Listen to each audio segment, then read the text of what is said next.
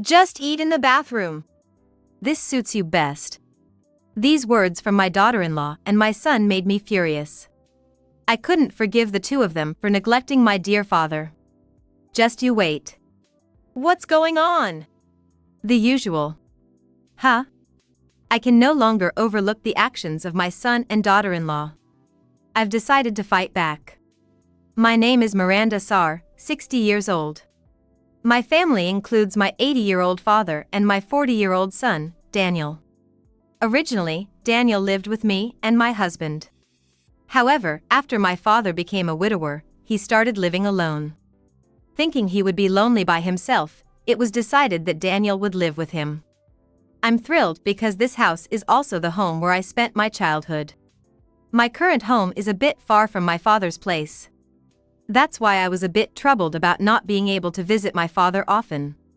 I'm grateful to Daniel for willingly moving in to live with him.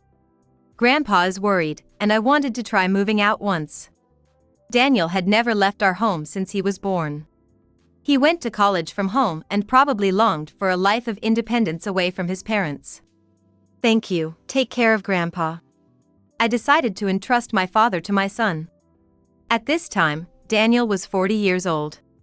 He was still single, without a wife. Hoping he would find someone good, my wish was soon to be granted. About 6 months after Daniel started living with my father at home, he suddenly contacted me. What's up? Actually, I'm gonna get married. Married? I was surprised by my son's sudden confession. There was no sign of a girlfriend, and it was shocking that he was getting married so suddenly. When did you get a girlfriend? I started living with Grandpa and pretty soon after, I had an arranged meeting, and she's really a great person. I felt relieved at the word great person. My son would be all right now. Then the day of the meeting came. My husband, Mike, and I attended the meeting. Nice to meet you. I greeted Angela, who would become my daughter-in-law.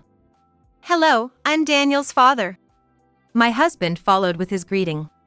The daughter-in-law had black hair, was tall with a good figure, and had distinctive, sharp eyes. I thought she was beautiful. However, after seeing her actions later, my impression of her changed drastically. So these are Daniel's mom and dad. The daughter-in-law looked us up and down. It felt awkward being stared at by someone I had just met. What's the matter? I asked the daughter-in-law. Then she answered. What, you don't look like your mother at all. Me and my mom? No, not at all. Indeed, my son and I don't look alike. He probably resembles my husband more. I was aware of it myself. However, I never imagined being told such a thing by my daughter-in-law, whom I had just met. The daughter-in-law continued. Grandpa is here too, right? We're gonna live together. What? Just the two of us, right? It seemed that my daughter-in-law, Angela, was unaware that the father and son were living together. I had assumed they had talked about it. What a hassle! Suddenly, Angela threw a tantrum. She looked just like a child. Angela is, in fact, the same age as my son, Daniel, both 40. She doesn't look her age at all. I thought I was gonna live with just Daniel. My son was also shaken by her behavior. My husband, Mike, was just as surprised by Angela's outburst next to him. But, he must have chosen her for a reason. Even though she was throwing a fit, my son looked at Angela with kind eyes. Then he calmed her down. It's okay, I'll take care of Grandpa. Really? I won't make it hard on you, Angela. Then, I understand. It seemed Angela was convinced by my son's words. But after that display of temper, I was at a loss for words. It was as if we were invisible to her, or perhaps she was choosing to ignore our presence. Either way, it seemed like she only had eyes for my son. In a way, that's sweet, but as the future mother-in-law, I'm filled with anxiety. Can we get along with her down the road? The first impression was so strong that I already felt uneasy around my new daughter-in-law, even though we had just met. Later, when I talked to my husband, it turned out he felt the same way. Are we going to be okay? I'm worried too. The problem isn't just my relationship with my daughter-in-law, Angela. I was also worried about her living with my father. Clearly, Angela was not thrilled about living with him. It's understandable, but even though my son, Daniel, said he would take care of my father, I was anxious Angela might be cold towards him. After all, during the initial meeting, she barely spoke to me and was somewhat standoffish even when we did talk. She was the same towards my husband, Mike. I'm worried about my father the most. I didn't visit often before, but now I've decided to check on him regularly. I decided it. There was no word from my son and Angela for a month after they got married. I thought Daniel would contact me if there were any problems, but there hasn't been any. I took it as a good sign and decided to leave them be. Above all, I was avoiding any interaction with Angela. Then one day, Daniel and Angela suddenly came back home. Angela looked visibly upset. I asked what happened. That grandpa is unbelievable. Angela was angry with my father. She said my father had stormed into her room when she was on the phone loudly with her friends, late into the night. But when I heard the time, it was after 2 a.m. A time when most people would be asleep. I couldn't help but sympathize with my father. I said I didn't want anything to do with that old man, didn't I? Angela was angry, not with Daniel, but with me. I didn't understand why I was being yelled at. It was Daniel's decision to live together, and I didn't order them to do so. Angela was completely lashing out at me. I just wanted to live quietly with Daniel. Why does it have to be like this? Well, you don't even care to check on your own parent. That last remark really stung. After giving me a piece of her mind, Angela seemed satisfied and left. Are you okay? My husband, Mike, who had witnessed the whole exchange with Angela, asked me with concern. Yeah. She seems like a difficult person. If you ever have any trouble, just tell me, okay? Mike spoke kindly. Thank you. I'm almost 60 years old, and this was the first time I've been so harshly criticized by someone younger than me. Of course, I've apologized for my mistakes at work before. But Angela's way of blaming was clearly unreasonable. And it's not the way to express anger towards a mother-in-law. I understand that as her daughter, I should be the one looking after my father. However, he insists on staying in that house. The house filled with memories of my mother and me. My father is still capable of taking care of himself, and forcibly moving him wouldn't be right. It was a decision I made after much thought. And my son, Daniel, agreed to live with him. So, I didn't think Angela, who married into the family, had any right to criticize that decision. This incident made me even less inclined to talk to Angela. But avoiding her proved difficult. Hey, is old woman here? Angela suddenly came to visit our house. This time, Daniel wasn't with her. It was the first time Angela had come alone. What could it be? And was she referring to me as old woman? Her refusal to even call me mother-in-law only infuriated me more. I was amazed at Angela's lack of manners. What's up? I reluctantly went outside. As soon as Angela saw my face, she looked displeased. So, it's old woman. It turns out she was indeed referring to me as old woman. And then she started yelling at me out of nowhere. It's really all your fault, you know? My fault? Yeah, I thought I was going to live with Daniel, but why do I have to live with Grandpa? She still seemed to hold a grudge about that. I asked my daughter-in-law, Angela. Isn't Daniel taking care of his grandpa? My son had said he would take care of him. But Angela's response was different. He's not looking after him at all, leaving everything to me. Our newlywed life is ruined. She glared at me. It's all your fault. Then she left without waiting for my reply. I had planned to explain to Angela that my father wanted to live in his home, but it seemed like it would be futile now. Angela wasn't willing to listen to anyone. Whatever I said, she would just push back. This incident made me want to have even less to do with Angela. But what she said about my son not taking care of my father worried me. One day, worried about my father, I decided to go home after a long time. Even though he can take care of himself, I was concerned if my son wasn't actually looking after him. It had been 2 years since my son and Angela got married. By that time, they had a child, who was my grandchild. I decided to go home during the Christmas holidays for a first meeting with my grandchild. I was thrilled as it was my first grandchild. But I suspected that my son and Angela were probably too busy with the baby. I couldn't forgive Angela for treating the father who raised us as a nuisance. Finally, the day came, and I went home. It was my first visit in 6 months. I'm home. When I returned, Angela made an obviously displeased face. I've gotten used to this by now, so it didn't bother me much. Angela's attitude is unlikely to change. Then, I went straight to my father's room. What? The place that used to be my father's room had been turned into a children's room. Had it been given up for my grandchild? And when I came out of the room, I found my father in the yard. "What are you doing out here?" I asked. I wondered why he was sleeping in the yard in such cold weather. Then, suddenly, Angela came out with some food. "Here's your food for today, eat it in the bathroom like always." Bathroom? I was shocked by Angela's words. Why was my father eating his meals in the bathroom? "It's always like this," my father answered. What? Angela always treated my father terribly. She made him eat his meals in the bathroom and sleep outside. It was as if he wasn't considered a human being. And I was getting angry at my son for not saying anything. If this was the usual, it meant my son was also treating my father terribly. Unforgivable.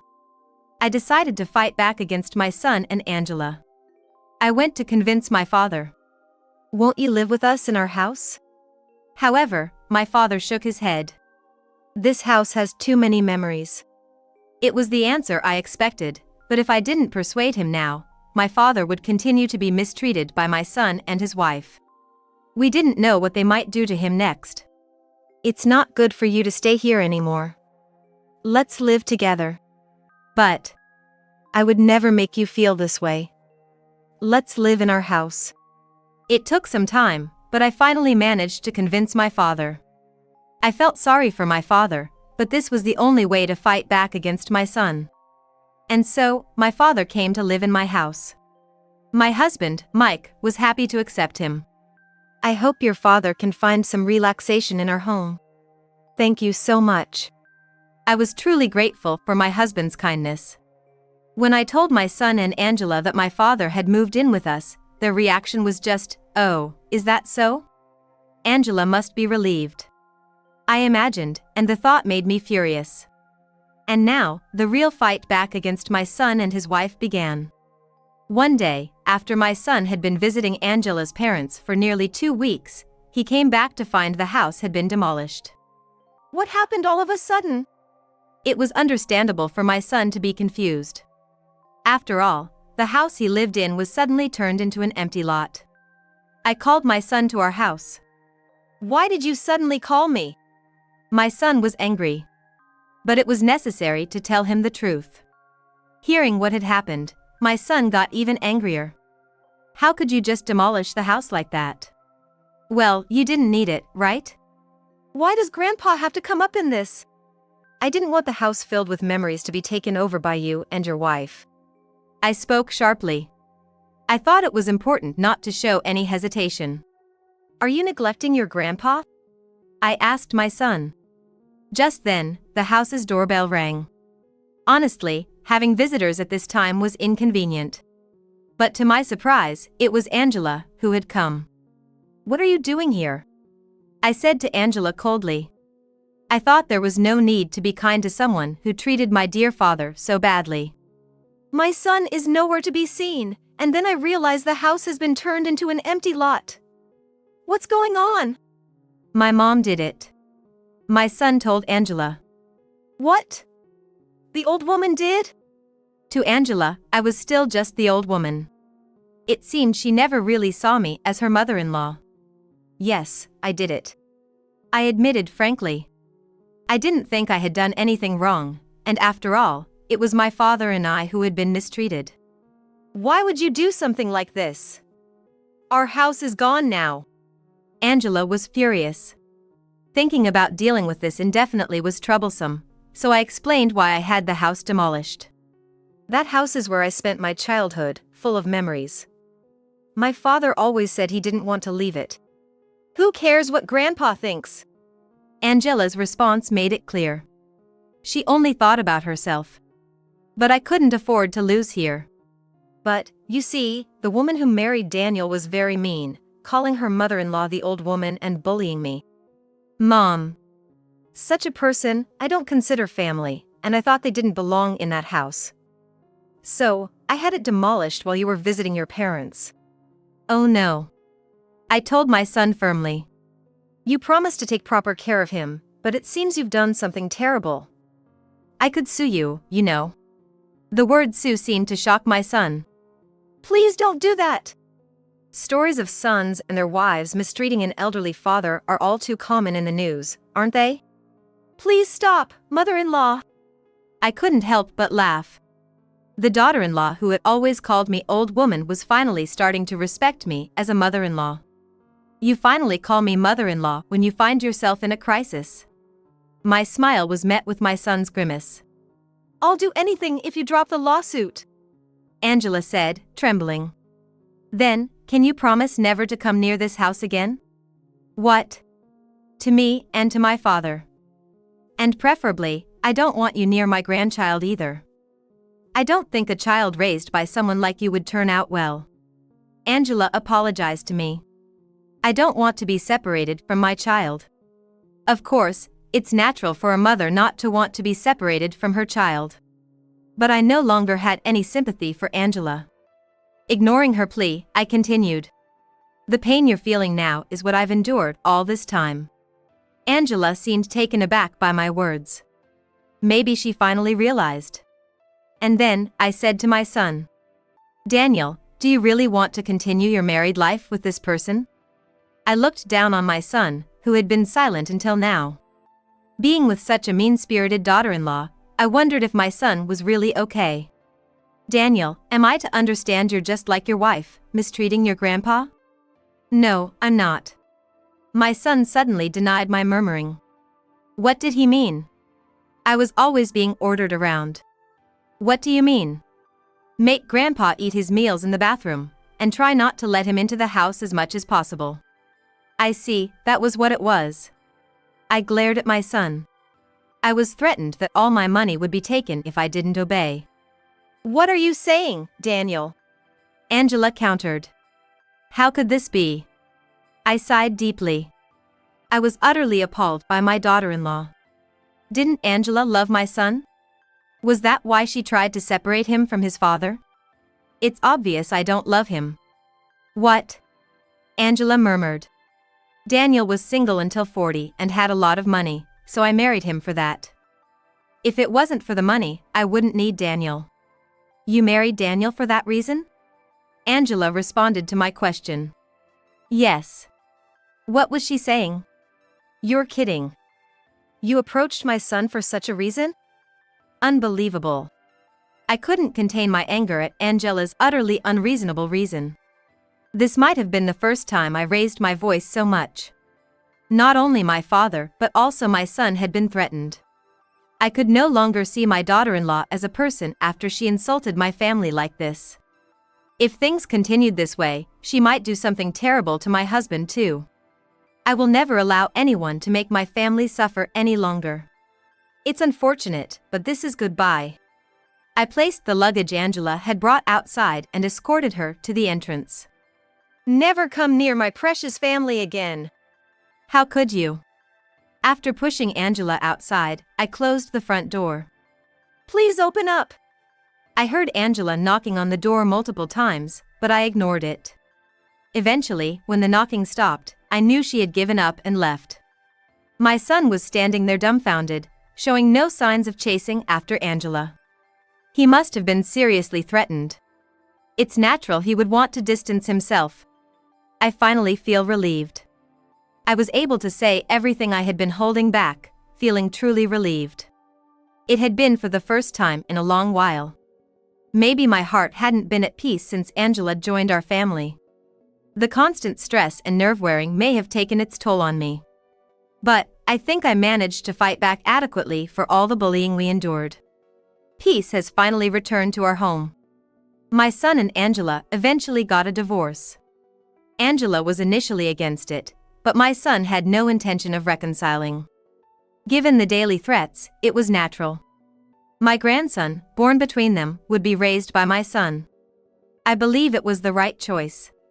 If the marriage with Angela had continued, my father would have suffered even more. And my son might have been bullied even more by Angela. I'm sorry for everything. My son apologized to me. Even though he was ordered around by Angela, it was a fact he had bullied his grandfather. It was pitiful. However, I couldn't bring myself to let my son off the hook like that. I had trusted him to take care of my father. If something had happened, it would have been nice if my son had consulted me, but he followed his wife's lead without discussing anything with me. Of course, living together again would likely be impossible. From now on, please live with your child. I no longer want my son to return home, but to become independent. Having lived at home until the age of 40 might have made him a bit spoiled. That's why I want my son to gain the strength to live on his own and the ability to raise his child as a parent. My son is not just any adult, he is a respectable parent of a child. As his parent, I hoped he would fulfill his responsibilities as a parent. I understand. With that, my son took his child and left the house. This was for the best. I reassured myself. And with everything resolved, I felt a great sense of relief. My father adjusted very quickly to living in my house. And he seemed more at peace than when he was at the previous house. Seeing my father's smile return made me very happy. No matter which house we live in, as long as we have family, we are happy. Seeing my father say this made me truly relieved. I'm glad we could live together. I hope we can continue to live peacefully and closely as a family.